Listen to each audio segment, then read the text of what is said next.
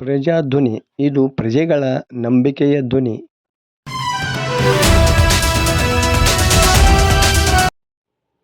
Bus ನಿಲ್ದಾಣದ ದ್ವಾರಗಳನ್ನು ಮಣ್ಣಿನ ಗುಂಪಿಯಿಂದ ಬಂದ್ ಮಾಡಿದ ಗ್ರಾಮಸ್ಥರು.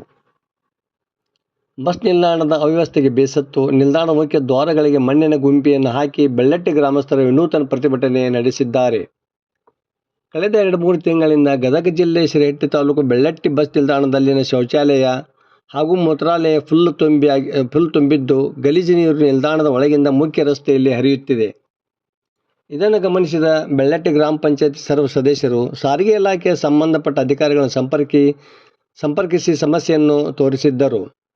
ಗಲೀಜು ನೀರಿನಿಂದ ಕೆಟ್ಟ ವಾಸನೆಯ ಜೊತೆಗೆ ಸಾಂಕ್ರಾಮಿಕ ರೋಗಗಳು ಉತ್ಪತ್ತಿಯಾಗಲು ಕಾರಣವಾಗಿದೆ. ಇದರಿಂದ ಗ್ರಾಮಕ್ಕೆ ಬರುವ 10 ಹಳ್ಳಿಗಳ ಜನರ ಆರೋಗ್ಯದ ಮೇಲೆ ದುಷ್ಪರಿಣಾಮ ಬೀರುತ್ತಿದೆ ಎಂದು ಬೆಳ್ಳಟ್ಟಿ ಗ್ರಾಮ ಪಂಚಾಯಿತಿ ಅಧ್ಯಕ್ಷ ರಮೇಶ್ ನಿರ್ವಾಣಿ ಶೆಟ್ಟರ್ ಆಕ್ರೋಶ ಹೊರಹಾಕಿದರು. ಆದರೂ ಕೂಡ ಕ್ಯಾರೆ ಅನ್ನದ ಅಧಿಕಾರಿಗಳ ನಡೆಗೆ ಬೇಸತ್ತು ಸೋಮವಾರ ರಾತ್ರಿ ಗ್ರಾಮಸ್ಥರು ನಿರ್ಣಯ ತೆಗೆದುಕೊಂಡು 4 ಟ್ರ್ಯಾಕ್ಟರ್ ಮಣ್ಣನ್ನು ನಿಲ್ದಾಣದ ಮುಖ್ಯ ದ್ವಾರಗಳಲ್ಲಿ ಸುರುವಿ ಅದರ ಮೇಲೆ ಗಿಡಗಳನ್ನು ನೆಟ್ಟು ವಿನೂತನ ಪ್ರತಿಭಟನೆ ನಡೆಸಿದರು. ಸಾರಿಗೆ ಇಲಾಖೆ ಅಧಿಕಾರಿಗಳು ಅವ್ಯವಸ್ಥೆ ಆಗರವಾದ ಶೌಚಾಲಯ ದುರಸ್ತಿ ಮಾಡುವವರೆಗೂ ಮಣ್ಣಿನ ಗುಂಪನ್ನು ತೆಗೆಯುವುದಿಲ್ಲ ಎಂದು ಗ್ರಾಮಸ್ಥರು ಪಟ್ಟು ಹಿಡಿದರು.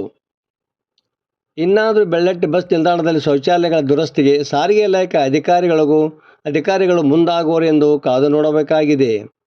ವರದಿ ನಾಗರಾಜ್ ಹಣಗಿ, ಪ್ರಜಾಧ್ವನಿ, ಲಕ್ಷ್ಮೇಶ್ವರ.